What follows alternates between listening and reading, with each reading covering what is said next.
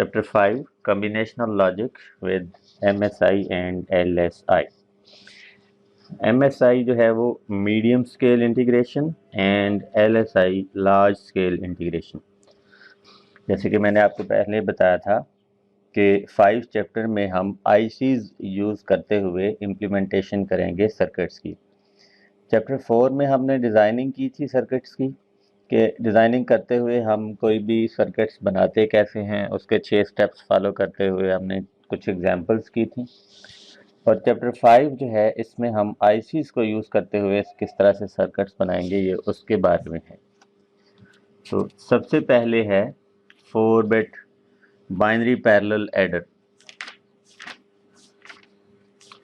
Binary parallel adder में आपको 4 bit के 2 नंबर्स ऐड करना होते हैं। मसलन एक नंबर जो है x, उसकी बिट्स हैं x0, x1, x2 और x3।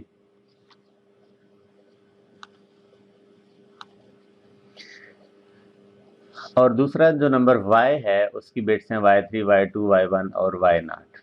आप पहले इन दोनों को ऐड करते हो x0 और y0 को, तो जो रिजल्ट आता है वो यहाँ पे s0 सम वाली पहली बिट आ जाएगी। और अगर ये दोनों 1 1 हो तो कैरी भी साथ आएगा, उसको c1, और फिर इन तीनों को ऐड करना पड़ेगा। c1 1 होगा या 0, अगर कैरी यहाँ से आता है तो 1 होगा, नहीं आता तो 0 हो जाएगा। फिर ये 3 बिट्स ऐड करनी है, तो 3 बिट के लिए आपको फुल एडर चाहिए होता है। और फिर यहाँ पे 3 बिट्स को ऐड करने के लिए फुल एडर चाहिए, और यहाँ पे भी 3 बिट्स को ऐड करने के लिए फुल एडर चाहिए। और अगर आप फाइनली एक कैरी आ रहा है, इन तीनों को ऐड करने से अगर 1 0 या 1 1 आ रहा है तो यहाँ पे एक कैरी आ जाएगा। तो इस तरह से 2 4 बिट नंबर्स को आप ऐड करते हैं। तो फुल एडर्स को यूज़ करते हुए हम किस तरह से करेंगे कि पहली ये जो 2 बिट्स हैं इनके लिए तो हाफ एडर भी आप यूज़ कर सकते हैं, लेकिन हाफ एडर की बजाय आप फुल एडर यूज़ करेंगे। उसका एडवांटेज होगा वो मैं आपको बताता हूँ थोड़ी देर में, कि इसमें आपने ये पहले 3 बिट्स को ऐड किया। ये फुल एडर जो है वो 3 इनपुट्स लेता है और 2 आउटपुट्स लेता है, जो कि सम और कैरी होती हैं। और ये जो तीसरी बिट है जो यहाँ मौजूद नहीं है वो 0 होती है चूँकि, तो उसको आप खुद से ही 0 कर दोगे। तो ये तीनों बिट्स जो हैं उनको ऐड करके ये S0 सम और C1 कैरी देगा। फिर ये जो C1 है ये नेक्स्ट हाफ एडर की तीसरी इनपुट, फुल एडर की तीसरी इनपुट बनेगी। C1 नेक्स्ट फुल एडर की तीसरी इनपुट बनेगी, और ये तीनों बिट्स जो है वो ऐड होके यहाँ पे उसका सम और कैरी आएगा। और फिर ये कैरी नेक्स्ट फुल एडर की इनपुट बनेगी, और ये तीनों बिट्स ऐड होंगी और यहाँ सम और कैरी आएगा। इस तरह से C3 नेक्स्ट फुल एडर की इनपुट बनेगा, और ये 3 इनपुट्स ऐड होके यहाँ सम और फाइनल कैरी आ जाएगा। तो ये सारा जो 4 एडर्स, 4 फुल एडर और उनके ये सम और कैरी और ये इनपुट्स के लिए जो पिन्स होती हैं वो सारी की सारी एक आईसी में अवेलेबल होती हैं। और वो आईसी जो है वो 4 बिट पैरेलल बाइनरी एडर कहलाता है। उसमें ये जो आपने इनपुट्स देनी होती हैं y वाली, वो अलग से 4 इकट्ठी यहाँ अप्लाई कर देते हैं, और ये जो x वाली 4 इनपुट्स हैं वो इकट्ठी यहाँ पे अप्लाई कर देते हैं। और फिर इनको ऐड करना होता है। पहली बिट पहली में ऐड होती है, दूसरी दूसरी में, तीसरी तीसरी में और चौथी चौथी में। इंटरनल कैरीज जो हैं वो इस तरह से आपस में कनेक्ट, इस तरह से अगले फुल एडर की इनपुट्स बनी होती हैं और वो अवेलेबल नहीं होती। आखिरी कैरी CY ये जो है, ये आखिरी कैरी CY अवेलेबल होता है, और ये सम वाली आउटपुट्स अवेलेबल होती हैं 4 4 8 और 1 9। ये इनपुट्स हो जाएंगी, और ये आपके पास 5 जो है वो आउटपुट्स हो जाएंगी। ये वाली 9 और 5 14, और 2 पिन होंगी, एक सप्लाई के लिए और एक ग्राउंड करने के लिए। ये 16 पिन आईसी होगा जो कि 4 बिट नंबर्स को ऐड करेगा, 2 4 बिट नंबर्स को ऐड करेगा। अच्छा, इसमें मैं ये बता रहा था कि जो C0 है इसको आप 0 कर देते हैं इस केस में, लेकिन इसकी ज़रूरत तब पड़ती है जब आपने इसकी एक्सटेंशन करनी हो। अगर आपने 4 बिट के से बड़ा नंबर है आपका, 8 बिट का है, तो फिर इसको आप इसके आगे लगा देते हैं, तो फिर ये जो CY है वो इसके अगले जो यहाँ पे आप IC लगाओगे उसके C0 के साथ ये CY कनेक्ट हो जाएगा। तो एक्सटेंशन के लिए इसकी ज़रूरत पड़ती है। सी नाट की, इसलिए हम यहाँ हाफ एडर की बजाय फुल एडर लगा लेते हैं, ताकि अगर हमें एक्सटेंड करना पड़े तो ये जो आउटपुट कैरी है वो यहाँ इस इनपुट के साथ कनेक्ट किया जा सके। अब ये कैरी प्रोपेगेट एडिशन का मतलब यह है कि ये जो कैरी यहाँ से आता है, पहला फुल एडर परफॉर्म करता है तो ये कैरी बनता है, फिर दूसरा एडर परफॉर्म करता है तो तीसरा कैरी बनता है, फिर ये फुल एडर जो है वो ये जब प्रोसेस करता है इनपुट्स को तो फिर ये कैरी बनता है, और इसके प्रोसेस करने के बाद ये फाइनल कैरी बनता है। तो ये सारे कैरी जो है वो पिछली आउटपुट की बेस पे आ रहे होते हैं। पिछला जो फुल एडर है वो जब इनपुट्स को प्रोसेस करता है तो ये कैरी आते हैं, तो एक एक करके ये आ रहे होते हैं। इस तरह से पैरेलल नहीं हो रहा बल्कि ये सीरीज़ में काम हो रहा है, तो ये कैरी आस्ता आस्ता प्रोपेगेट होके आगे आता है, तो ये डिले क्रिएट करता है। इसको कैसे सॉल्व करेंगे वो भी हम देखते हैं। तो अब ये हमने देखा कि ये हमारे पास एक 4 बिट फुल एडर है जिसमें 4 एक नंबर की बिट्स हैं और 4 दूसरे नंबर की बिट्स हैं, और ये इनपुट कैरी है, ये आउटपुट कैरी है, और ये 4 सम वाली आउटपुट्स हैं। तो इन इनपुट्स को ऐड करके यह हमें सम और फाइनल कैरी ये मिलेगा। और अगर आपको 8 बिट वाला नंबर ऐड करना है तो इसके आगे आप ये दूसरा लगा देते हैं, तो फिर ये जो मैंने कहा था कि पहले का तो इनपुट कैरी 0 कर देंगे, लेकिन दूसरे के साथ क्या करेंगे, इसका जो आउटपुट कैरी है वो इसके इनपुट पे अप्लाई होगा। इस तरह से एक्सटेंड करने के लिए आप यहाँ पे एक और आईसी लगा सकते हैं 12 बिट नंबर्स को ऐड करने के लिए। इस तरह से आप पैरेलल में जितनी बिट्स का नंबर होगा आप उसको ऐड करने के लिए ये आईसी पैरेलल में लगा के बड़ा एडर बना सकते हैं। अब इसमें मैंने बताया कि कैरी जो है वो फुल एडर जब प्रोसेस करते हैं इनपुट्स को तो फिर वो आस्ता आस्ता से जनरेट हो गए सीरीज़ की फॉर्म में आगे जाते हैं। तो अगर हम एक फुल एडर को देखें तो उसमें कैरी किस तरह से प्रोसेस हो रहा होता है कि आपको ये जो उसकी इनपुट्स बिट्स होती हैं तीनों, उनमें से ये फाइनल कैरी कैसे आ रहा है, इस तीसरी बिट का इसमें कोई यहाँ पे ये जो गेट है इसके ज़रिए वो प्रोसेस होती है। पहले क्या होगा, पहले ये जो दोनों बिट्स हैं उनसे पी आई जनरेट होगा, और पी आई जो है वो तीसरी बिट के साथ मल्टीप्लाई होगा, तो यहाँ पे ये वाली आउटपुट बनेगी। अब ये वाली आउटपुट इस आर गेट की इनपुट है और दूसरी इनपुट इसकी जो है वो जी आई ये जनरेट करेगा। तो ये फिर उसके बाद ये प्रोसेस करके आपको यहाँ पे पहला कैरी देगा। तो इसमें अगर हम देखें तो लॉन्ग जो सबसे पाथ है वो ये है कि ये पहले पी आई जनरेट हो, उसके बाद ये एंड गेट प्रोसेस करे, और उसके बाद ये आर गेट प्रोसेस करे, और यहाँ पे आपको पहला कैरी मिलता है।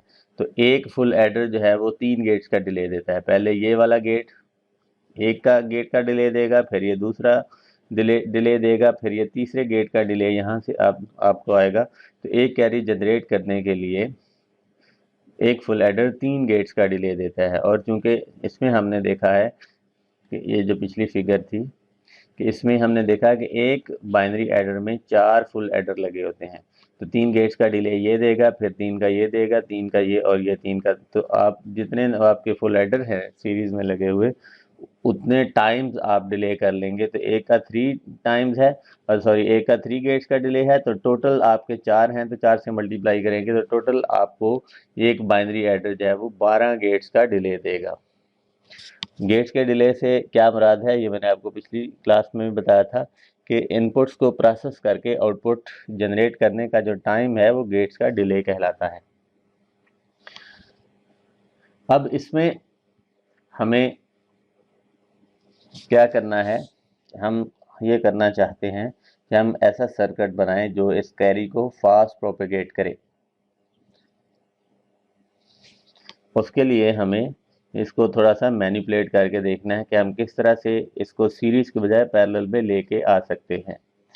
ठीक है, तो उसके लिए ये जो प्रोसेस है वो कहलाता है लुक अहेड कैरी जनरेटर। जो सर्किट बनाएंगे उसको हम लुक अहेड कैरी जनरेटर कहेंगे, और वो जल्दी कैरी को प्रोसेस करके देगा, बजाय इसके कि वो ये सीरीज में जैसे प्रोड्यूस होता है वो पैरेलल में प्रोड्यूस करके देगा। तो उसके लिए हमें कुछ चीज़ें देखनी है। सबसे पहले आप देखो कि ये जो पी आई है ये वाला, ये इन दोनों इनपुट्स ए आई और बी आई का एक्सक्लूसिव आर है, और जी आई जो है ये इन दोनों का प्रोडक्ट है। तो ये हाफ एडर का कैरी जनरेट करता है, और ये जो पी आई है ये अगले दूसरे कैरी को आगे प्रोपेगेट करवाने में हेल्पफुल होता है, इसलिए इसको कैरी प्रोपेगेट और इसको जी आई को कैरी जनरेटर कहते हैं। तो ये एक हाफ एडर की आउटपुट्स होती हैं, पी आई और जी आई। जो पहला हाफ एडर है इसकी आउटपुट्स, और वो यूज़ हो रही होती हैं। तो सम कैसे आता है, पी आई जो है वो तीसरी बिट के साथ एक्सक्लूसिव वार करता है तो सम आ जाता है। और ये जो कैरी है ये कैसे आ रहा है कि पी जो है वो सी के साथ मल्टीप्लाई होगा सी आई के साथ, और जी आई में ऐड हो जाएगा। तो ये हमारा resultant G I plus P I C I जो है वो कैरी आ जाएगा हमारे पास। तो ये एक्सप्रेशन बन जाएंगे। सम का आएगा पी आई प्लस सी आई, इन दोनों का पी आई और सी आई का एक्सक्लूसिव आर सम आएगा, और ये जो कैरी है सी आई प्लस वन ये जी I plus P I C आई होगा। और सी नाट जो इनपुट कैरी है वो आपको पता है कि शुरू वाले का ज़ीरो कर देते हैं, और उसकी ज़रूरत तब पड़ती है जब आपको एक्सटेंशन करनी होती है। तो अब यहाँ पे आई ज़ीरो पुट करेंगे तो आ जाएगा C one is equals G naught plus P naught C naught. ये पहला कैरी होगा। जब आप इसको सी नाट को ज़ीरो कर देंगे तो ये वाली टर्म ज़ीरो हो जाएगी। पहला जो कैरी है सी वन जो है वो जी नाट के ही इक्वल आ जाएगा। फिर ये टर्म ज़ीरो होने की वजह से जी वन ही आगे जा रहा होगा। अगर ये ज़ीरो है तो ज़ीरो, वन है तो वन। तो सी वन जो है वो पहला कैरी इसी के ही इक्वल होता है, क्योंकि ये पहले में आपको ज़ीरो करना पड़ता है। उसके बाद अगर आप आई वन पुट करते हैं तो सी टू आता है जी वन प्लस पी वन सी वन। सी टू इक्वल्स जी वन प्लस पी वन सी वन। तो इसमें ये जो सी वन है ये आप यहाँ पे अगर प्लेस करते हैं तो ये वाली वैल्यू यहाँ प्लेस करने से फिर इनका प्रोडक्ट लेने से आपके पास फाइनल रिजल्ट ये आ जाता है जी वन प्लस पी वन जी naught plus P one P naught C नाट। तो ये C2 जो है उसका एक्सप्रेशन आ जाता है। इसी तरह से अगर आप C3 निकालते हैं I2 लेके तो वो G2 प्लस P2 C2 आता है, और ये जो C2 है इसकी ये वाली वैल्यू यहाँ पे आपको प्लेस करनी है। ये G2 अपनी जगह रहेगा और P2 भी अपनी जगह रहेगा, और C2 की वैल्यू जो है वो G1 प्लस P1 C1 वो यहाँ प्लेस करेंगे। और इसको हमने सॉल्व करके देखा, वो ये बना है ये वाला। जब आप इसके साथ P2 को मल्टीप्लाई करोगे तो ये G2 अपनी ही जगह आ जाएगा, और P2 इसके साथ मल्टीप्लाई हो गए आएगा P2 इसके साथ पहले मल्टीप्लाई होगा P2 G1 ये वाली टर्म आ जाएगी, फिर इसके साथ मल्टीप्लाई होगा P2 P1 G नाट ये टर्म आ जाएगी, फिर इसके साथ मल्टीप्लाई होगा P2 P1 P नाट C नाट तो ये वाली टर्म आ जाएगी। ये बेसिकली ये वाले जो हैं ये सारे P2 के साथ मल्टीप्लाई हो रहे हैं, और G2 हमारे पास ऑलरेडी था। इस तरह से C4 भी निकाल सकते हैं। तो C4 किसके इक्वल आएगा, यहाँ पे G3 प्लस P3 C3। तो अब C3 की वाली ये वाली वैल्यू जो है वो यहाँ पे जब आप यूटिलाइज करेंगे तो इन सब को फिर आप P3 के साथ मल्टीप्लाई करेंगे। इसको मल्टीप्लाई करेंगे तो ये आएगा P3 G2 ये वाली टर्म आ जाएगी। जब इसको मल्टीप्लाई करेंगे P3 इंटू P2 G1 आ जाएगा, और इसको जब मल्टीप्लाई करेंगे P3 P2 P1 और साथ G नाट आ जाएगा, और इसके साथ मल्टीप्लाई करने से P3 P2 P1 P नाट और C नाट। तो ये आपके पास C4 आ जाएगा। इस तरह से आप I4 लेंगे तो C5 भी निकाल सकते हैं। तो इस तरह से कैलकुलेशन करने से हमें क्या फ़ायदा क्या हो रहा है कि हमारा ये जो C4 है वो कैसे आ रहा है कि पहले हमें P और G चाहिए। P और G कहाँ से आते हैं, और अगर आप यहाँ से देखो तो P और G जो है वो इनपुट बिट से आते हैं। जो AI और BI होती हैं उनसे PI और GI जनरेट होते हैं। ठीक है, तो ये आपको एक एक गेट के डिले से PI और GI मिल जाएंगे। तो ये जो सारे PI और GI है, क्योंकि ये सारी इनपुट पैरेलल अवेलेबल होती हैं तो पैरेलल में एक एक गेट के डिले से ये सारे PI और GI जनरेट होंगे। उसके बाद इनका प्रोडक्ट लेना पड़ेगा। ये जब प्रोडक्ट लेके टर्म्स बनाएंगे तो ये दूसरा गेट आ जाएगा, और फिर इन सबको ऐड करने के लिए तीसरा गेट आ जाएगा। तो हमारे पास ये 3 लेवल आ जाएंगे। ये पहले जो हमारे पास जो P और G जनरेट होंगे वो एक एक गेट के डिले से होंगे, जैसा कि हमने यहाँ से देखा कि ये पी आई और जी आई जो हैं वो इनपुट से एक एक गेट के साथ जनरेट होते हैं। ये सारे पी आई और जी आई जो है ये एक एक गेट के से जनरेट हो जाएंगे। उसके बाद इनको प्रोडक्ट करने के लिए ये सारे एंड गेट लगे हैं और उनको ऐड करने के लिए हमारे पास सारे आर गेट लगे हैं। तो फिर C1 C2 C3 यहाँ से जनरेट होंगे। और अगर हम इसका एक लेवल और ऊपर बढ़ाएं तो ये जैसे हम देख रहे हैं कि पहले इस लेवल में एक एंड गेट लग रहा है, इसमें 2 लग रहे हैं, इसमें 3 लग रहे हैं। और अगर C4 तक जाना है तो यहाँ पे हमें 4 एंड गेट लगाने हैं और आगे 5 इनपुट वाला आर गेट चाहिए होगा। और अगर C4 तक हम बना के इसको इसमें यूज़ करें तो इसमें आप देख रहे हैं कि हमें C1 C2 C3 और C4 की ज़रूरत होती है। तो C4 तक हमें अगर कैरी जनरेट करने हैं तो इस पिछले वाले सर्किट में हमें इन यहाँ पे एक लेवल और आगे ऊपर लेके जाना है ताकि हमें C3 के आगे ऊपर C4 भी मिल सके। तो फिर वो C1 C2 C3 और C4 आउटपुट्स होंगी और ये सारे P इनपुट्स होंगे। तो ये जो पिछला सर्किट है ये सारा, ये P और G इनपुट के साथ C1 C2 C3 C4 ये सारा सर्किट जो एक और लेवल इंक्रीज करके हम इसके अंदर लगाएंगे, सारे बॉक्स के अंदर लगा होगा। और ये जैसे मैंने पहले आपको बताया था कि इनपुट से जो AI और BI है उनसे PI GI जनरेट करने के लिए आपको ये हाफ हेडर चाहिए होता है। एक एक गेट का डिले ये देगा। उसके बाद यहाँ पे जो ये सर्किट लगाएंगे इसमें दूसरा गेट का डिले ये देगा, तीसरे गेट का डिले ये देगा। और उसके बाद फिर हमें फाइनल सम के लिए एक एक और गेट का डिले मिलेगा इसकी वजह से। तो हमें जो फाइनल सम और ये जो कैरी मिल रहे हैं ये 4 गेट के डिले से मिल जाएंगे, जबकि पहले हमने देखा था कि हमें फुल एडर में 12 गेट के डिले से ये सारी सम और कैरी मिलते हैं। तो अब हमारा जो सर्किट है अगर हम ये वाला सर्किट इसके अंदर यूज़ करके अगर हम फुल एडर 4 बिट एडर बनाते हैं तो ये हमें 12 गेट के डिले की बजाय 4 गेट्स का डिले हो जाएगा, 3 टाइम्स फास्टर हो जाएगा, इसकी स्पीड बढ़ जाएगी। लेकिन नुकसान क्या होगा? नुकसान ये होगा कि अगर हम ये वाले सारे फुल एडर यूज़ करते हैं तो उससे 2 इनपुट वाले सारे आपको गेट्स चाहिए होंगे। ये भी 2 इनपुट वाला, ये भी और ये भी। लेकिन इस केस में क्या होगा, ये 2 वाला है, ये भी 2 वाला है, ये 3 वाला है, ये 4 वाला है। एक लेवल और बढ़ाएंगे तो आपको 5 इनपुट वाला एंड भी चाहिए होगा और 5 इनपुट वाला आर भी चाहिए होगा। 3 इनपुट वाला एंड भी चाहिए होगा, 3 इनपुट वाला आर भी चाहिए होगा, और 2 इनपुट वाले तो ऑलरेडी सारे हैं। तो आपको बेसिकली ज़्यादा इनपुट वाले गेट्स चाहिए होंगे, बड़े गेट्स चाहिए होंगे। और लेकिन पैरेलल में आने की वजह से सर्किट फास्ट हो जाएगा।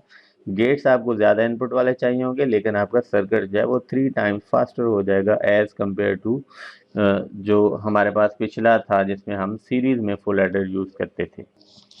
नेक्स्ट हमारे पास इसमें 5.1 जो एग्जाम्पल है वो आप बुक पे देख लीजिएगा। उसमें उसने कहा है design A BCD to XS3 code converter. BCD to XS3 code converter बनाएं आप। तो उसके लिए आपको एक 4 बिट ये चाहिए होता है एडर।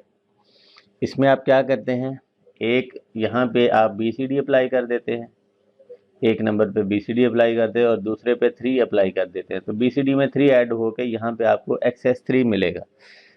तो उसके लिए आपको क्या करना है, जो भी BCD नंबर है वो आप यहाँ पे अप्लाई कर देंगे और यहाँ पे 3 की बाइनरी फिक्स कर देंगे। 3 की बाइनरी होती है 0011।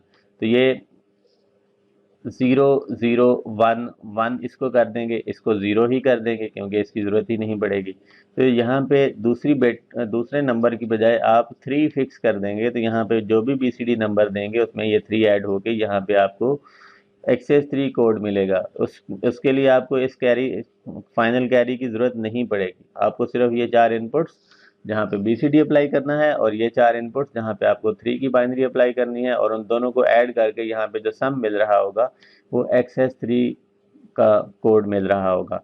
ये आप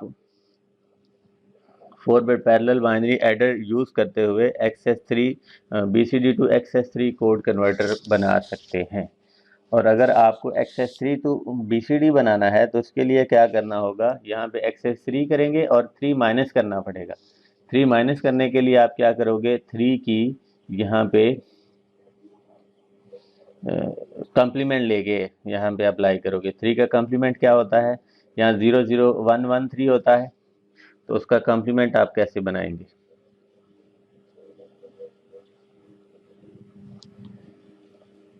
0 0 1 1। अगर इसका वंस कम्प्लीमेंट करें तो बनता है 1 1 0 0, क्योंकि 1 को 0 और 0 को 1 करने से वंस कम्प्लीमेंट हो जाता है। ये 3 है और ये उसका कम्प्लीमेंट जो है ये -3 के इक्वल होगा, ठीक है। और ये वंस कम्प्लीमेंट है, ठीक है, ये 3 का वंस कम्प्लीमेंट है। और अगर आपने इसको टूज कम्प्लीमेंट बनाना है तो इसमें एक और ऐड करना पड़ेगा। उसका फिर तरीका ये होगा, आप इसमें एक और ऐड करोगे यहाँ पे तो ये बन जाएगा 1 1 0 1। तो ये 3 का टूज कम्प्लीमेंट है। अब ये आप यहाँ पे अप्लाई करोगे, इस पे 1 अप्लाई कर दोगे, इस पे 1, इस पे 0 और इस पे 0। या दूसरा तरीका ये भी आप कर सकते हैं कि ये यहाँ पे वंस कम्प्लीमेंट अप्लाई कर दें और ये जो है ये जो 0 है इसको 1 कर दें, तो ये जो 1 यहाँ पे आपने ऐड किया है वो खुद ब खुद इसमें ऐड हो जाएगा। यहाँ वंस कम्प्लीमेंट अप्लाई कर दें और यहाँ पे 1 अप्लाई कर दें, तो इसमें इस यहाँ पे जो भी एक्सेस 3 नंबर होगा उसमें से 3 खुद ब खुद, ये क्योंकि हमने ये 3 का कम्प्लीमेंट लिया है टूज कम्प्लीमेंट, और ये भी -3 के ही इक्वल होता है, तो ये उसमें से सब्ट्रैक्ट हो जाएगा। तो जो आप यहाँ पे एक्सेस 3 देंगे उसमें से 3 सब्ट्रैक्ट होगा और यहाँ पे आपको फिर आउटपुट पे आपको BCD मिलेगा जब आप यहाँ पे एक्सेस 3 कोड देंगे। और यहाँ पे ये वाला जो आप 3 का कम्प्लीमेंट है वो आप यहाँ पे अप्लाई कर देंगे, तो ये आपका एक्सेस 3 टू BCD कन्वर्टर बन जाएगा। तो ये दोनों चीज़ें मैंने आपको बता दी। अगर आपको BCD से एक्सेस 3 में जाना है तो फिर आप यहाँ पे BCD अप्लाई करेंगे, इस जगह पे BCD अप्लाई करेंगे और यहाँ पे 3 की बाइनरी अप्लाई करेंगे तो ये ऐड हो जाएगा। जब आपको सब्ट्रैक्ट करना है 3 तो फिर आप यहाँ पे एक्सेस 3 अप्लाई करेंगे और जो 3 का कम्प्लीमेंट है टूज कम्प्लीमेंट वो यहाँ पे अप्लाई करेंगे। तो या आप डायरेक्टली टूज कम्प्लीमेंट यहाँ पे अप्लाई कर दें तो भी आपको यहाँ BCD मिलेगा, या आप यहाँ पे वंस कम्प्लीमेंट अप्लाई कर दें, ये ऊपर वाला 1 1 0 0 1 1 0 0 यहाँ पे अप्लाई करें और ये जो 1 इसमें ऐड करना है वो यहाँ पे अप्लाई कर दें और ऐड करेंगे तो आपको यहाँ पे फिर भी BCD मिल जाएगा। तो एक्सेस 3 से BCD में आने के लिए इसमें से 3 माइनस करना है, और माइनस करने का तरीका आपको बताया था कि कॉम्प्लीमेंट लेके एडर के ज़रिए आप माइनस कर सकते हैं। और अगर आपको BCD से एक्सेस 3 में जाना है तो यहाँ पे BCD अप्लाई करेंगे, यहाँ 3 की बाइनरी अप्लाई करेंगे, तो रिजल्ट यहाँ पे जो आपको मिलेगा फिर एक्सेस 3 कोड मिलेगा। तो ये 5.1 एग्जाम्पल थी।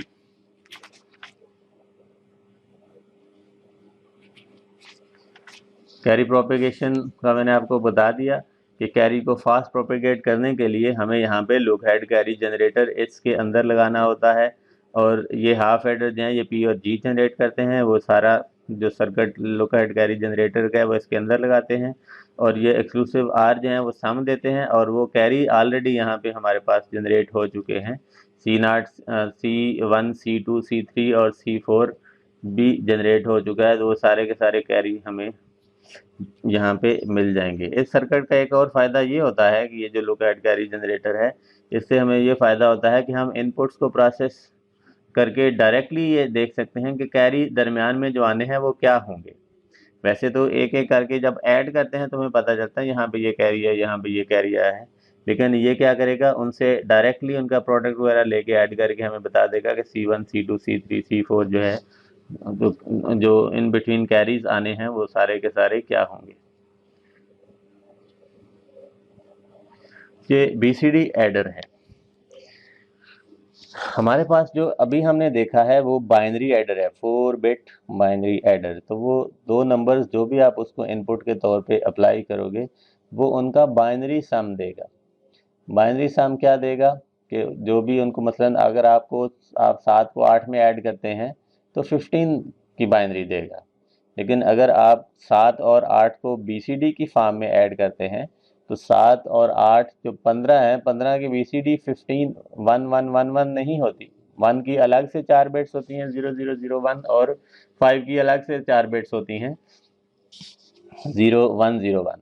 तो वो हमें BCD की फॉर्म में आउटपुट चाहिए होती है। तो अब ये जो आर्टिकल है उसमें हम ये देखेंगे कि हमें दो BCD नंबर्स को अगर ऐड करना है और 4 बिट एडर को यूज़ करते हुए अगर हम करें तो कैसे करेंगे, ठीक है। उसके लिए हमारे पास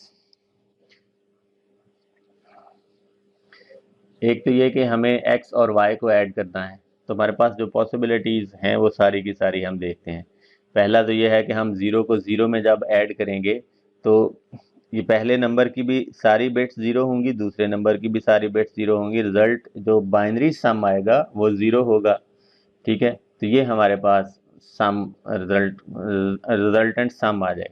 उसके बाद जब 0 को 1 में ऐड करेंगे तो हमारे पास ये वाली बिट्स सारी 0 और ये 1 की बाइनरी, तो सम इन दोनों का 1 आएगा, ठीक है। तो यहाँ पे सम वाली सारी बिट्स 1 हो गई और कैरी यहाँ पे नहीं आया।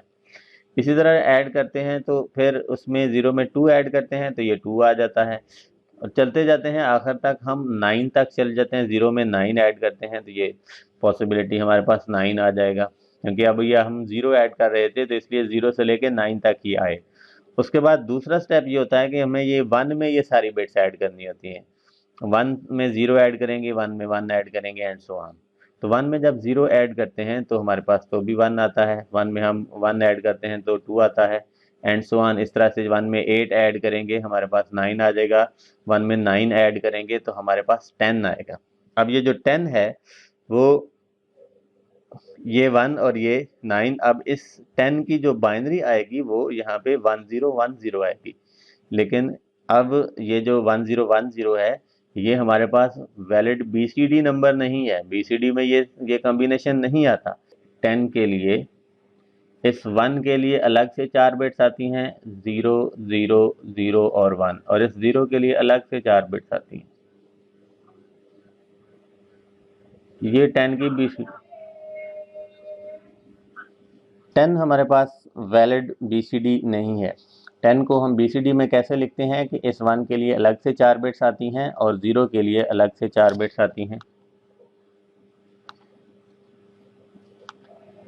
1 के लिए जो 4 बिट्स आती हैं वो 0001 होंगी और 0 के लिए जो 4 बिट्स आती हैं वो 0000 होंगी। तो ये 10 का ये BCD है। तो अब ये जो 10 है अब इसको हमें इसमें कन्वर्ट करना होता है। ये 10 है और ये 16 की बाइनरी, अगर आप देखो 0 ये 1 2 4 8 और 16, ये 1 2 4 8 और 16 के नीचे 1 है तो ये 16 की बाइनरी हो जाएगी। तो 10 की बजाय हमें 16 की बाइनरी लिखनी है। इस तरह से बाकी जो बिट्स हैं 2 में जब आप 0 से लेके 9 तक ऐड करेंगे तो 2 से 11 तक बनेगा, 3 में जब ऐड करेंगे तो 3 से 12 तक बनेगा एंड सो ऑन। आखिरी जो बिट हमारे पास होगी वो 9 में 9 ऐड करेंगे तो हमारे पास 18 आ जाएगा, और उससे ज़्यादा से ज़्यादा जो मैक्सिमम पॉसिबिलिटी हो सकती है वो 9 में 9 ऐड करें और इनपुट भी 1 हो तो वो 19 बन जाएगा। 9 और 9 18 ये बन रहा है और 19 वो बन जाएगा, वो भी हम आगे देखते हैं। तो इसके लिए हमें क्या करना है, 9 को 9 में जब ऐड करते हैं तो 18 बनता है। 18 की बाइनरी ये बनती है 1, देखो ये 1 2 4 8 16, 16 और 2 18।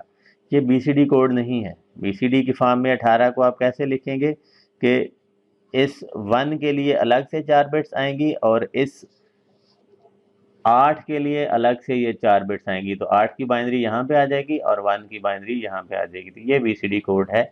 तो 18 की बजाय आपको ये लिखना है, और ये किसकी बाइनरी बनती है 1 2 4 8 और 16, 16 और 8 24।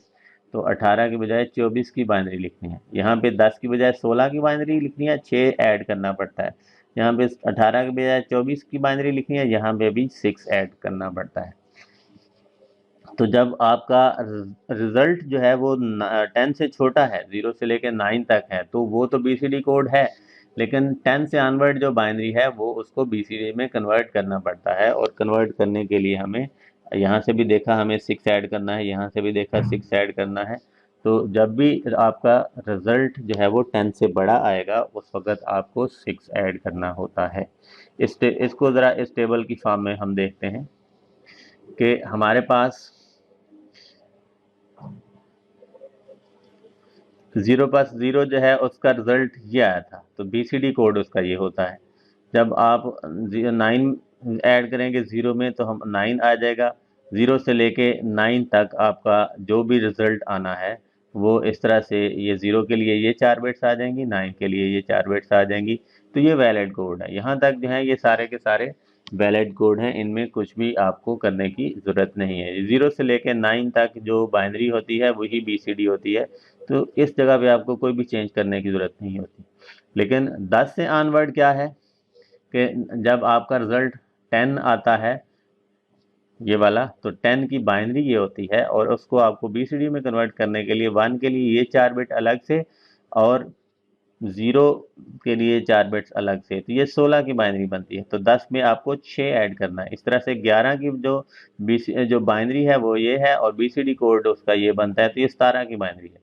तो 11 में 6 ऐड करेंगे 17 बन जाएगा, 17 बन जाएगा। इस तरह से 12 में 10 से 6 ऐड करने से 16, 11 से 6 ऐड करने से 17, 11 में 6 ऐड करने से 17 और 12 में 6 ऐड करने से 18 बनेगा। इस तरह से 13 में 6 ऐड करने से 19 बनेगा। मतलब ये कि आपका जब भी बाइनरी जो है वो 10 से बड़ी होगी, बाइनरी सम जो है 10 से बड़ा होगा, उसको BCD में कन्वर्ट करने के लिए आपको 6 ऐड करना है। और मैक्सिमम इनपुट आपकी क्या हो सकती है कि पहला जो BCD इनपुट है वो भी 9 हो जाए, दूसरी भी इनपुट भी 9 हो जाए और इनपुट कैरी भी 1 हो जाए। तो इन दो तीनों को ऐड करने से हमारे पास 9 9 18 और 1 19 आएगा।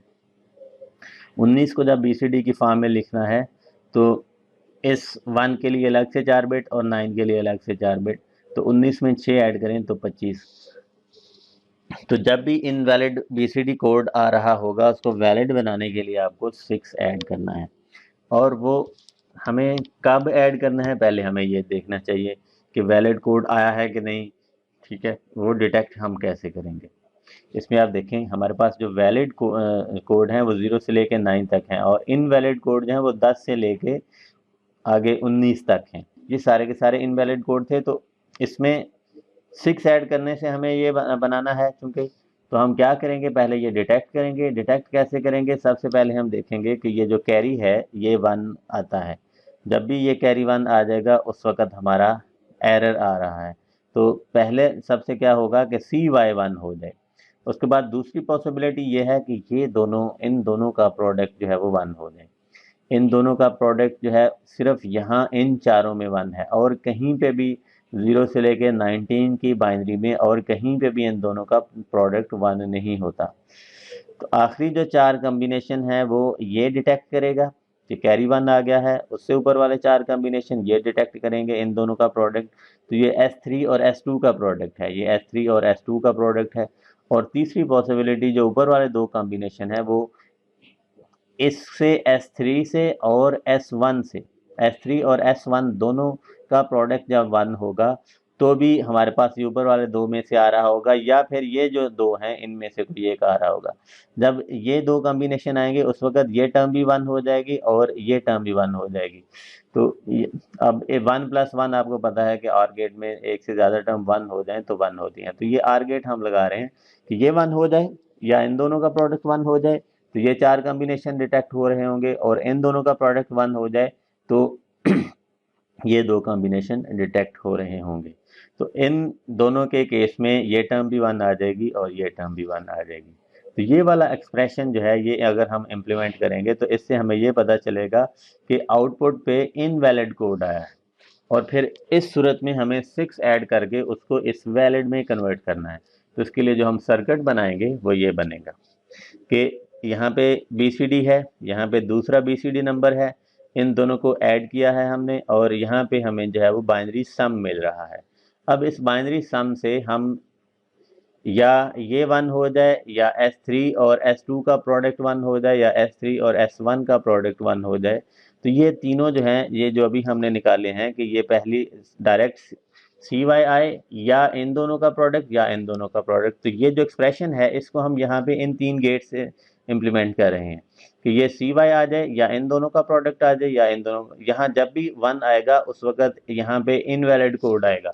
और उसमें हमें 6 ऐड करने के लिए तो क्या आएगा, जब भी इनवैलिड कोड आएगा इसकी आउटपुट 1 हो जाएगी। उस 1 से हम 6 बनाएंगे। 6 कैसे बनाते हैं, साइडों वाले दोनों 0 कर देंगे और दरमियान वाला जो ये जो 1 है वो दोनों यहाँ पे 1 अप्लाई हो जाएंगी, तो 0 1 1 0। तो ये 6 की बाइनरी इसमें ये जो आउटपुट आ रही होगी ये डायरेक्ट इसमें ऐड होकर यहाँ BCD दे देगी। लेकिन अगर यहाँ एरर नहीं आता, वैलिड कोड आता है, तो उस सूरत में क्या होगा, इस आउटपुट इसकी 0 होगी और यहाँ 0 0 दरमियान में आएगा, तो 0 0 0 0 ऐड करेंगे तो जो कुछ यहाँ पे आया हुआ है वो डायरेक्टली आउटपुट पे आ जाएगा। उस वक्त यहाँ पे कुछ भी ऐड नहीं हो रहा होगा। तो ये हमारे पास BCD एडर बन जाता है। यहाँ पे भी BCD इनपुट, यहाँ पे भी BCD इनपुट, और ये जो आउटपुट यहाँ पे आ रही होगी वो भी BCD है कि अगर जो 1 आ रहा होता है आखिरी वो डायरेक्ट हम यहाँ से ले लेते हैं और बाकी जो इधर वाली बिट्स हैं उनमें हमें 6 ऐड करके उसको वैलिड में कन्वर्ट करना होता है। ये BCD एडर है। इसमें हमने बाइनरी एडर ही यूज़ करके उसका जो यहाँ पे जो बाइनरी आउटपुट आती है, जब इनवैलिड कोड आता है तो उसमें हम ये करेक्शन कर रहे हैं कि हम ये यहाँ से ये डिटेक्ट करते हैं कि इनवैलिड कोड आया है और फिर उसमें 6 ऐड करके हम उसको वैलिड में कन्वर्ट कर देते हैं। तो ये हमारे पास एक BCD एडर है। इस टेबल से हमने देखा कि जब भी आखिरी इनवैलिड कॉम्बिनेशन आते हैं उनमें उनको हम डिटेक्ट करते हैं। पहले यहाँ से इसके इन चारों के 1 होने से ये टर्म बताती है, इन चारों के प्रोडक्ट 1 होने से ये टर्म बताती है, और इन ये वाले 1 और ये वाले 1 इन दोनों का प्रोडक्ट S3 और S1 का, इन दोनों का प्रोडक्ट 1 हो तो वो इनमें से हो सकता है या इनमें से हो सकता है। ये ऑलरेडी कवर थी, ये कवर नहीं थी, तो इसलिए इन दोनों को कवर करने के लिए हमने ये तीसरी टर्म ऐड की है।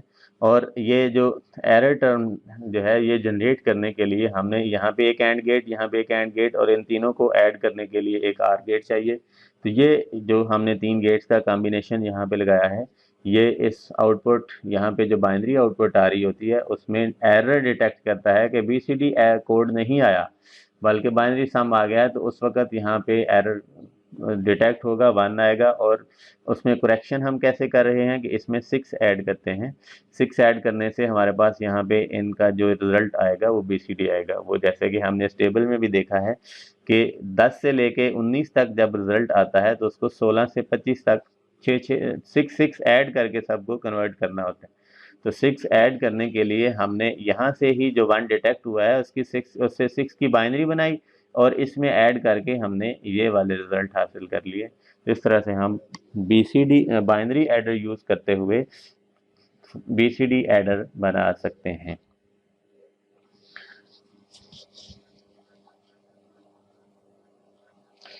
नेक्स्ट है कि 4 बिट पैरेलल एडर को हम सब्ट्रैक्टर कैसे बना सकते हैं।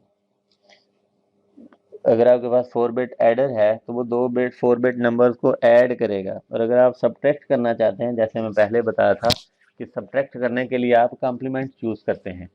अगर आपको x माइनस वाई करना है, 2 नंबर्स हैं उनको सब्ट्रैक्ट करना है, तो माइनस वाई जो है उसको आप उसके कॉम्प्लीमेंट से रिप्लेस कर सकते हैं। ये 1's कॉम्प्लीमेंट है, और जब आप उसमें 1 और ऐड कर देते हैं तो वो 2's कॉम्प्लीमेंट बन जाता है। तो 2's कॉम्प्लीमेंट बनाने के लिए आप क्या करते हैं कि जो भी y है उसका आप 1's कॉम्प्लीमेंट करते हैं। 1 कॉम्प्लीमेंट कैसे करते हैं, इन्वर्टर लगा के। जो भी यहाँ पे इनपुट देंगे आप इन्वर्टर उनको इन्वर्ट करके 0 को 1 1 को 0 में कर देगा, तो ये आपको यहाँ पे 1's कॉम्प्लीमेंट मिल रहा है। और ये जो 1 ऐड करना है वो आप यहाँ इनपुट कैरी पे अप्लाई कर देते हैं। तो ये इन दोनों का कॉम्बिनेशन जो है, ये 1 और ये इन्वर्टर जो है वो इस y का कॉम्प्लीमेंट करके दे रहे हैं यहाँ पे। तो वो कॉम्प्लीमेंट जब आप इसमें ऐड करेंगे तो आपको ये x में y का कॉम्प्लीमेंट ऐड होके x माइनस वाई यहाँ पे सब्ट्रैक्शन मिलेगी। तो इस तरह से आप 4 इन्वर्टर यूज़ करते हुए और यहाँ पे 1 लगा के आप 4 बिट पैरेलल एडर को 4 बिट पैरेलल सब्ट्रैक्टर बना सकते हैं। और दूसरा, ये एक एक्सरसाइज का क्वेश्चन है कि आप एक कंट्रोल इनपुट रखें m, ठीक है, m एक कंट्रोल इनपुट रखें, उस पर जब आप 0 अप्लाई करेंगे तो ऐड होना चाहिए और उस पर 1 अप्लाई करें तो सब्ट्रैक्ट होना चाहिए। तो मतलब ये जो है इस कंट्रोल इनपुट के ज़रिए हम इस एडर को एज ए एडर भी यूज़ कर सकते हैं 0 अप्लाई करके, और 1 अप्लाई करके इसको एज ए सब्ट्रैक्टर यूज़ कर सकते हैं। और वो कैसे होगा, इसके लिए आप देखें कि ये हमारे पास एक एक्सक्लूसिव आर जो है उसका ट्रूथ टेबल है। एक्सक्लूसिव आर में क्या होता है 0 0 0 1 1 0 और 1 1। ठीक है, एक्सक्लूसिव आर जो है वो आर ही की तरह होता है, लेकिन जब दोनों इनपुट्स 1 1 होती हैं उस वक्त उसकी आउटपुट 0 होती है। अब इसमें देखें कंट्रोल इनपुट जब 0 होगी तो उस वक्त जो भी आप वाई पे अप्लाई करेंगे तो वो 0 है तो आउटपुट 0 ही देगा, 1 है तो आउटपुट 1 देगा। लेकिन अगर ये वाला एन, जब आप यहाँ पे एम एक इनपुट इसकी एक्सक्लूसिव आर की 0 कर देंगे तो दूसरी इनपुट जो भी होगी वो आगे ट्रांसफर होगी। कि एम 0 किया तो अगर उसकी इनपुट 0 है आगे 0 चली जाएगी, 1 है तो आगे 1 चली जाएगी। लेकिन अगर आप m को 1 करते हैं, 1 करने से क्या होगा, ये 0 जो है ये कंप्लीमेंट होके 1 हो जाएगा और 1 जो है वो कंप्लीमेंट होके 0 हो जाएगा। तो ये जो कंट्रोल इनपुट है ये 0 अप्लाई करने से ये एज इट इज़ आगे यहाँ पे आएंगे। जब यहाँ पे 1 अप्लाई करेंगे तो ये इनके 1s कंप्लीमेंट हो जाएंगे, तो ये एज ए इन्वर्टर सारे काम कर रहे होंगे। ये इन सारी बिट्स को इन्वर्ट कर देंगे और ये जो 1 हमने यहाँ पे अप्लाई किया है वो यहाँ पे भी हो रहा होगा और ये उनका 2s कंप्लीमेंट बना देगा। जैसे हमने पिछले इसमें देखा है कि यहाँ पे ये जो इन्वर्टर हैं ये इन सब को 1s कंप्लीमेंट करते हैं और ये 1 जो है उसमें ऐड होके इसका 2s कंप्लीमेंट बनाता है, तो ये इसमें से सब्ट्रैक्ट हो जाता है। इसी तरह से ये हमने देखा कि जब हम m यहाँ पे 0 करते हैं तो ये जो भी इनपुट्स होंगी वो एज इट इज़ आगे आ जाएंगी, क्योंकि एक्सक्लूसिव आर जो है उसकी एक इनपुट 0 हो तो दूसरी इनपुट पे जो होता है वो आगे ट्रांसफ़र हो जाता है। और अगर एक इनपुट आप 1 कर देते हैं और दूसरी इनपुट पे जो भी होता है उसका कम्प्लीमेंट, उसका आगे उस वो बिट इन्वर्ट होके जाती है, 0 से 1 और 1 से 0 हो जाती है। इसलिए यहाँ पे जब आप 0 अप्लाई करेंगे तो ये एज इट इज़ आगे आएंगे, ये एज ए एडर काम करेगा। और जहाँ 1 अप्लाई करेंगे तो इनके 1s कंप्लीमेंट हो जाएंगे, ये एज ए इन्वर्टर काम करेंगे। और 1 यहाँ पे भी यहाँ से m से आ रहा होगा तो एज ए 2s कंप्लीमेंट सारा बन जाएगा और उसमें से जब आप इस नंबर में इसका 2s कंप्लीमेंट ऐड करते हैं दूसरे का तो जो आपको रिजल्ट मिलेगा वो उन दोनों की सब्ट्रैक्शन मिलेगी। तो आपको जहाँ पे f जो मिल रहा है वो x और y का डिफरेंस मिलेगा। तो ये आप as a binary adder subtractor बना सकते हैं। एक 4 बिट पैरेलल एडर को आप 4 एक्सक्लूसिव आर गेट यूज़ करेंगे और एक कंट्रोल इनपुट के ज़रिए जब आप यहाँ 0 अप्लाई करेंगे तो ये एज ए एडर काम करेगा और जो यहाँ पे बिट्स होंगी वो इसमें ऐड हो जाएंगी। और जब यहाँ पे आप 1 अप्लाई करेंगे तो ये एज ए सब्ट्रैक्टर काम करेगा, इस नंबर में से ये नंबर सब्ट्रैक्ट हो जाएगा और आपको यहाँ पे सब्ट्रैक्शन मिलेगी। 4 बिट पैरेलल एडर का बताया कि वो 4 बिट नंबर्स को किस तरह से ऐड करता है, उसमें 4 फुल एडर यूज़ होते हैं। उसके अलावा फिर आपको ये बताया था कि क्योंकि उसमें जो है वो सीरीज़ में सारे फुल एडर लगे होते हैं तो कैरी जो है वो फास्ट प्रोपेगेट नहीं करता। तो फास्ट प्रोपेगेशन के लिए हमने उसको लुक अहेड कैरी जनरेटर लगा के उसको थोड़ा सा फास्ट कर लिया, जो कि 4 टाइम्स फास्ट हो गया। उसके बाद फिर मैंने आपको बताया कि अगर आप उस 4 बिट पैरेलल एडर को एज ए कन्वर्टर यूज़ करना चाहते हैं BCD टू XS3 कि एक नंबर पे आप BCD अप्लाई कर दें, दूसरी जो उसके दूसरे नंबर की जो इनपुट होती हैं उस पर आप 3 की बाइनरी अप्लाई कर दें तो वो दोनों ऐड होके आपको आउटपुट पे XS3 कोड दे रहे होंगे। और अगर आपको XS3 को BCD में कन्वर्ट करना है तो एक इनपुट पे आप XS3 अप्लाई करें और दूसरे पे आप 3 का 2s कंप्लीमेंट अप्लाई कर दें। 2s कंप्लीमेंट 2 तरीक़ों से आप अप्लाई कर सकते हैं कि या आप सारी बिट्स को इन्वर्ट करके उसमें 1 ऐड कर दें तो वो डायरेक्ट अप्लाई कर दें, या आप इन्वर्टर लगा लें आगे और इन्वर्टर जो है वो इनपुट्स को इन्वर्ट करके जो भी इनपुट्स देंगे उनका 1s कंप्लीमेंट लेंगे और जो इनपुट कैरी होगा उस पर 1 अप्लाई करके आप 2s कंप्लीमेंट उसका बना सकते हैं। तो दोनों तरीक़ों से कर सकते हैं। तो XS3 में से आपको 3 माइनस करके BCD में कन्वर्ट करना होता है, तो आप दोनों तरीक़ों से कर सकते हैं। 1s कंप्लीमेंट लेके उसमें 1 ऐड करें या 2s कंप्लीमेंट डायरेक्टली इनपुट पे अप्लाई कर दें, दोनों तरीक़ों से किया जा सकता है। उसके बाद फिर मैंने आपको बताया कि BCD एडर अगर आपको बनाना है using 4 bit parallel binary adder तो वो कैसे बनाएंगे। तो उसके लिए हमने देखा कि अगर हमारे जो आउटपुट को एनालिसिस करके देखा कि उसकी जो BCD नंबर जो हम इनपुट पे अप्लाई करेंगे, हम एक यहाँ पे BCD अप्लाई करेंगे और एक यहाँ पे BCD अप्लाई करेंगे तो उस वो 0 से लेके 9 तक, ये भी 0 से लेके 9 तक, और अगर इनपुट कैरी भी 1 हो जाता है तो मैक्सिमम जो हमारे पास आउटपुट आती है इन सारी इनपुट्स को यूज़ करते हुए यहाँ 19 तक आती है। तो 0 से लेके 19 तक सारी आउटपुट्स को हमने देखा कि 0 से लेके 9 तक बीसीडी और बाइनरी सेम होती हैं, इसलिए उसमें कुछ भी चेंज करने की ज़रूरत नहीं है। लेकिन जो 10 से लेके 19 तक आउटपुट आती हैं वो बीसीडी में नहीं होती, वो बाइनरी में होती हैं। उसको बीसीडी में कन्वर्ट करने के लिए फिर हमें 6 ऐड करना पड़ता है, और वो हम यहाँ से इस सर्किट के लिए डिटेक्ट कर रहे हैं।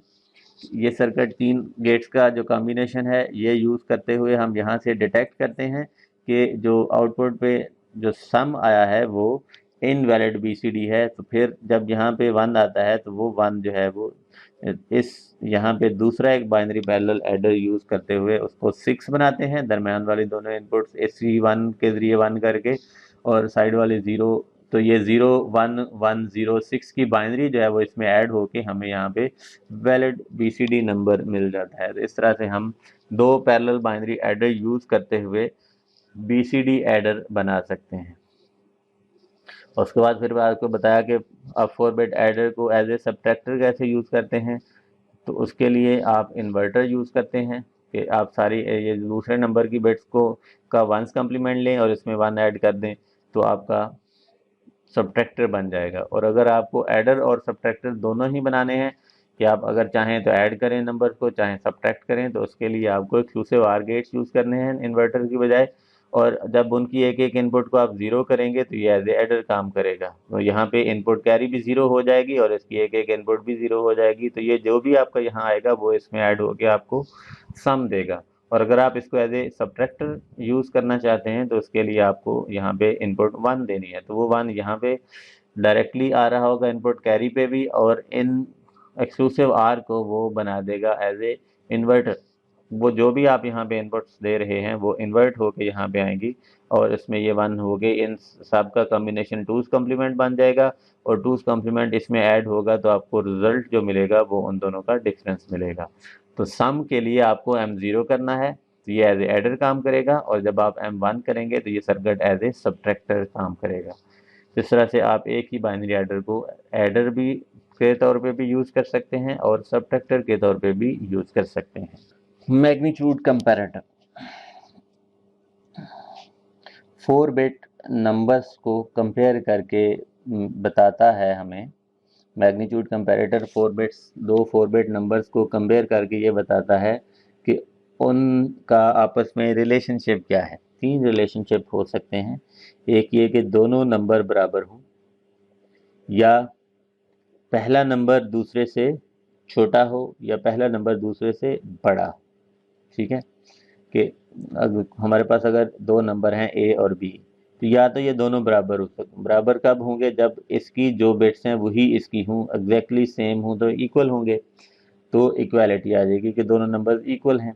और अगर ये नंबर इससे बड़ा है, अगर A B से बड़ा है तो भी ये बता देगा कि तो ये उस वक्त यहाँ पे 1 आ रहा होगा, ये दोनों 0 होंगे। और अगर इक्वल है तो यहाँ 1 आ रहा होगा, ये दोनों 0 होंगी। और अगर A B से छोटा है तो ये आउटपुट 1 आ रही होगी, ये दोनों 0 हो जाएंगी।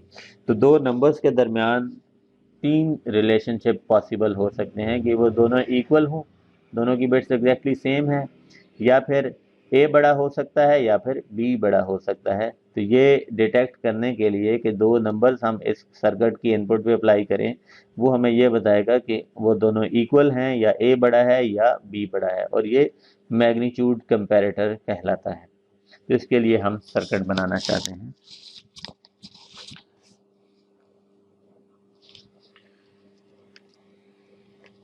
सबसे पहले हम इक्वालिटी पे आते हैं। इक्वालिटी में क्या होता है कि अगर दोनों नंबर इक्वल हों,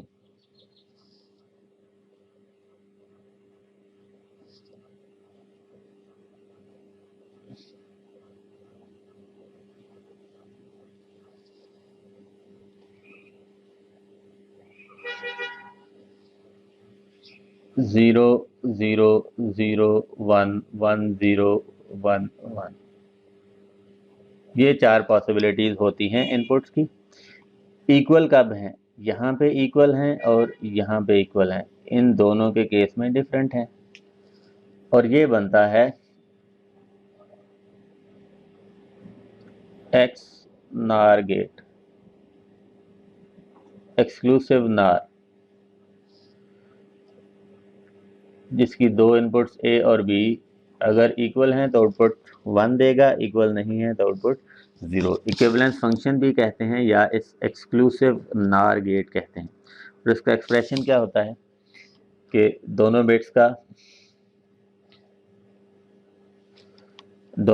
कंप्लीमेंट प्लस दोनों बिट्स का प्रोडक्ट, पहले कंप्लीमेंट्स का प्रोडक्ट या उनकी बिट्स का प्रोडक्ट, ये दोनों कैसे बनते हैं। इस वन के जरिए क्या होगा, ए का कंप्लीमेंट इंटू बी का कंप्लीमेंट, ये पहली टर्म आ जाएगी, और इस वन से क्या होगा, ए इंटू बी, ये दूसरी टर्म आ जाएगी। अब हमारे पास ये जो 4 बिट नंबर है, इसको अगर A3 और B3 बराबर हैं तो ये X3 हमें बताएगा कि A3 और B3 बराबर हैं, इसकी आउटपुट 1 आनी चाहिए। और X2 हमें ये बताएगा कि A2 और B2 बराबर हैं कि नहीं, अगर इसकी आउटपुट भी 1 है। और X1 जो है वो B1 और A1 को बताएगा, और X0 जो है वो B0 और A0 का बताएगा। अगर ये चारों 1 हों तो, और ये चारों 1 हों तो इनका प्रोडक्ट 1 होना चाहिए। तो इक्वालिटी के लिए हमारे पास ये सर्किट बनेगा, 4 एक्सक्लूसिव आर गेट जो जिनकी इनपुट्स जो हैं वो एक एक बिट आ जाएगी इस नंबर में से, A3 और B3 इसकी आएगी, और A2 और B2 दूसरे की, एंड सो ऑन, आखिरी जो A0 और B0 है वो इसकी। तो ये 4 एक्सक्लूसिव आर गेट्स की जो आउटपुट्स हैं, ये अगर ये चारों 1 हों तो इनका प्रोडक्ट 1 होगा। ये चारों x अगर 1 है तो इनका प्रोडक्ट 1 होगा, और a और b इक्वल होंगे। और अगर इनमें से कोई एक भी x 0 हो जाता है, वो उस सूरत में होगा जब वो बराबर नहीं होंगे बिट्स। तो कोई एक x भी 0 होगा तो ये प्रोडक्ट 0 हो जाएगा, a equal to b output जो है वो 0 हो जाएगी। ये a equal to b output सिर्फ और सिर्फ उस सूरत में 1 होगी जब ये चारों x 1 होंगे। और चारों x 1 कब होंगे, जब क्रॉसपॉन्डिंग बिट्स जो नंबर की हैं वो इक्वल होंगी। जब क्रॉसपॉन्डिंग बिट्स जो नंबर की इक्वल होंगी तो दोनों नंबर्स जो हैं वो इक्वल होंगे। तो इक्वालिटी के लिए हमें ये सर्किट इंप्लीमेंट करना है, 4 एक्सक्लूसिव आर गेट और फिर उनका प्रोडक्ट 4 इनपुट वाला एंड गेट। तो इक्वालिटी यहाँ से आ जाएगी। अब इन इक्वालिटी के लिए क्या होता है, देखो अगर ए बी से बड़ा है तो हमें ये एक्सप्रेशन इंप्लीमेंट करना है। ये एक्सप्रेशन है क्या, उसको समझने की ज़रूरत है। अगर ए बड़ा है तो ए बड़ा कैसे होगा कि जब ए बड़ा तब होगा, मसलन अगर आप कोई नंबर लेते हैं तो उसमें बड़ा नंबर हम कैसे डिसाइड करते हैं कि कौन सा नंबर बड़ा है, वो हम तब कैसे डिसाइड करते हैं कि हम ये पहले बिट्स चेक करते हैं, A3 और B3। अगर A3 1 है और B3 0 है तो A बड़ा होगा, और अगर A3 भी 1 है और B3 भी 1 है तो हमें यहाँ से नहीं पता चलता। हमें फिर A2 और B2 को चेक करना पड़ता है कि अगर A2 1 है और B2 0 है तो A बड़ा है, और अगर B2 1 है, A2 जो है वो 0 है, तो उस सूरत में B बड़ा होगा। तो जिसकी मोस्ट सिग्निफिकेंट बिट पहले 1 हो जाएगी वो नंबर बड़ा होगा। और अगर इक्वल आती जा रही हैं, ये पहली बिट दोनों की A1 है या दोनों की 0 है तो नहीं पता चलेगा, दूसरी भी सेम है तो नहीं पता चलेगा, तीसरी भी सेम है तो नहीं पता चलेगा। फिर हमें आखिरी बिट जो है उनमें से जिसकी 1 होगी वो नंबर बड़ा होगा। और अगर A ने बड़ा होना है तो A3 1 होना चाहिए और B3 0 होना चाहिए। तो यहाँ से पता चल जाएगा कि A3 1 है और B3 0 है, उसका कंप्लीमेंट हमने 1 किया, दोनों का प्रोडक्ट 1 हो जाएगा। तो वो पहली बिट अगर A3 1 है और B3 0 है तो तब ये नंबर A बड़ा होगा, वो हमें इस टर्म से पता चलेगा। और अगर ये टर्म हमें नहीं बताती कि A बड़ा है, वो कैसे नहीं बताएगी कि B3 जो है वो भी 1 हो जाए। अगर B3 1 है तो उस सूरत में उसका कॉम्प्लीमेंट 0 होगा और इन दोनों का प्रोडक्ट 0 हो जाएगा। फिर हमें यहाँ से पता नहीं चलेगा। फिर हमें ये दूसरी बिट चेक करनी है कि A2 1 हो या B2 0 हो, तो उस सूरत में भी A बड़ा है। यहाँ से डिसाइड नहीं हुआ, फिर यहाँ देखना पड़ेगा। और अगर यहाँ से भी डिसाइड नहीं होता फिर यहाँ से देखना पड़ेगा। और अगर यहाँ से भी डिसाइड नहीं होता फिर ये आखिरी देखना पड़ेगा। तो या ये 1 हो जाए तो बाकी देखने की ज़रूरत नहीं रहती, और अगर ये 1 हो जाए तो इसके बाद वाले देखने की ज़रूरत नहीं रहती, ये 1 हो जाए तो इसके बाद वाले देखने की ज़रूरत नहीं रहती, क्योंकि कहीं पे भी हमें पता चल जाए कि नंबर बड़ा है, वहाँ पे हमें अपना ऑपरेशन स्टॉप करना है। तो वो स्टॉप हम कैसे करते हैं, वो ये एक्स के ज़रिए स्टॉप कर रहे हैं। ये जो हमने एक्स इनके साथ मल्टीप्लाई किए हैं, इनका मकसद ये है कि जहाँ पे भी हमारा डिसीजन हो जाए कि ये नंबर बड़ा है, वहाँ पे हमें अपनी कैलकुलेशन रोकनी है, बाकी को ज़ीरो करना है। क्योंकि यहाँ पे अगर फ़र्ज़ किया यहाँ से डिसाइड हो रहा है कि A3 1 है, B3 0 है, तो ये 1 और इसका कॉम्प्लीमेंट 0 से 1 हो गए, दोनों का प्रोडक्ट 1 हो जाएगा। और जब जब A और B डिफरेंट होंगे तो X3 जो है वो 0 होगा, क्योंकि X3 1 तभी होगा जब A और B दोनों सेम होंगे।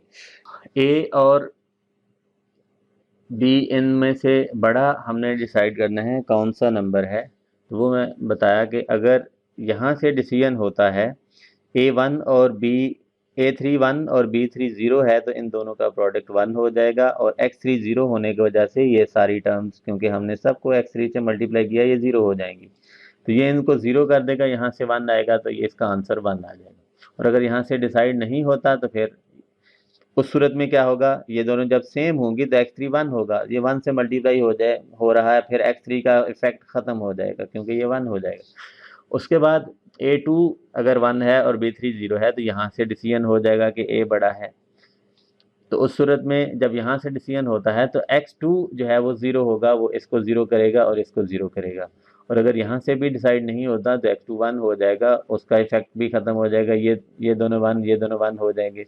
फिर ये टर्म जो है यहाँ से पता चलना चाहिए, और अगर यहाँ से भी नहीं चलता, अगर यहाँ से पता चल जाता है कि ए बड़ा है, तो उस सूरत में x1 इसको 0 करेगा, और अगर यहाँ से भी डिसाइड नहीं होता, x1 जो है वो खुद 1 हो जाएगा। तो ये तीनों x जो हैं वो 1 1 हो गए, उनका इफेक्ट ख़त्म हो जाएगा। आखिरी टर्म फिर हमें बताएगी कि ए बड़ा है कि नहीं।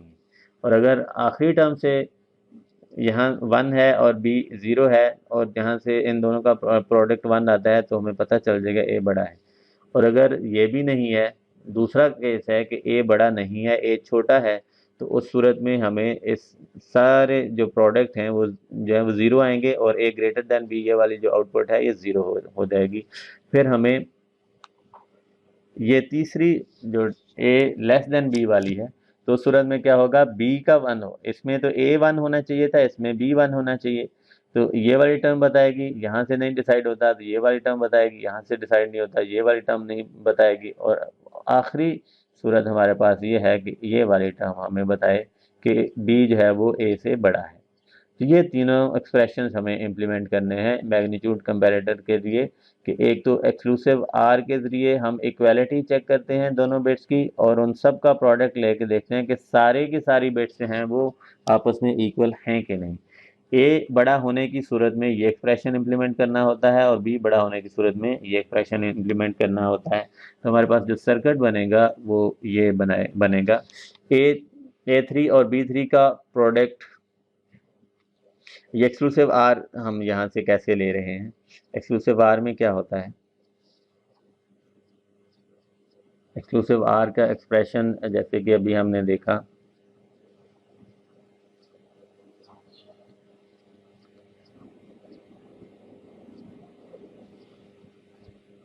ए बी का कम्प्लीमेंट प्लस ए का कम्प्लीमेंट बी, ये एक्सक्लूसिव आर है। और अगर इसके ऊपर होल कम्प्लीमेंट कर दें, होल कम्प्लीमेंट से एक्सक्लूसिव आर बनता है, इक्विवेलेंस फंक्शन। अच्छा, अब हम ये इम्प्लीमेंट कर रहे हैं ए और बी का कम्प्लीमेंट। यहाँ पे आप देखें कि ये डायरेक्टली A3 आ रहा है और B3 का इस इन्वर्टर के ज़रिए कम्प्लीमेंट, और यहाँ पे ये जो गेट है, ये गेट इम्प्लीमेंट करता है A3 और B3 का कम्प्लीमेंट, और ये गेट इम्प्लीमेंट करता है B3 और A3 का कम्प्लीमेंट। उसके बाद उन ये दोनों टर्म, ये टर्म जो है वो यहाँ आ रही है, और ये टर्म जो है, ये वाली टर्म जो है वो यहाँ आ रही है, और फिर उन दोनों को ऐड करता है ये आर गेट, और ऊपर वाला जो ये जो कॉम्प्लीमेंट है वो ये इन्वर्टर करता है। तो X3 जो है वो यहाँ से जनरेट हो रहा है। अब हमने यहाँ पे डायरेक्टली एक्सक्लूसिव आर क्यों नहीं लगाया, उसकी क्योंकि हमें ये जो ए और B complement, A complement B जो है वो हमें दोनों एक्सप्रेशन में चाहिए। अब देखें ना, ये यहाँ पे हमें इस फॉर्म में चाहिए होता है A3 और B3 का कम्प्लीमेंट, और इसमें A3 का कम्प्लीमेंट और B3। ये चूंकि हमें चाहिए है, इसलिए हमने डायरेक्टली एक्सक्लूसिव नार गेट यहाँ पे नहीं लगाया, बल्कि ये टर्म जो है वो हम यहाँ पे इसमें भी यूज़ कर रहे हैं और इसमें भी यूज़ कर रहे हैं, इसलिए हमने इस फॉर्म में एक्सक्लूसिव नार बनाया है। तो ये X3 जो है वो इन सब के साथ भी मल्टीप्लाई होना है, X2 जो है वो नीचे वाले सब के साथ मल्टीप्लाई होना है, X1 अपने नीचे वाले सब के साथ मल्टीप्लाई होना है, और X0 जो है वो इसके साथ मल्टीप्लाई होना है। तो इक्वालिटी के लिए X3 X1 सॉरी, ये X3 आ रहा है ये वाली लाइन, और ये लाइन X2 आ रही है, ये लाइन X1 है, और ये लाइन X0 है। इन तीनों चारों X का प्रोडक्ट ये देता है इक्वालिटी वाला, ठीक है। और बाकी इनके साथ जो X मल्टीप्लाई हो रहे हैं वो जहाँ पे डिसीजन हो जाता है उसके बाद वाली टर्म को ज़ीरो करने के लिए है, और इसमें भी वही है। तो ये हमारे पास मैग्नीट्यूड कंपैरेटर का सर्किट बन जाता है। ये x जो हैं ये एक्सक्लूसिव r की आउटपुट दे रहे होते हैं, और बाकी जो जो टर्म्स बनती हैं उनको मल्टीप्लाई करने के लिए एंड गेट हमने यूज़ किए हैं, और उनको ऐड करने के लिए आर गेट यूज़ किए हैं। ये मैग्नीट्यूड कंपैरेटर का सर्किट है। तो आज हम यहाँ पे ही अपनी क्लास ख़त्म करते हैं, बाकी इंशाल्लाह नेक्स्ट टाइम करेंगे।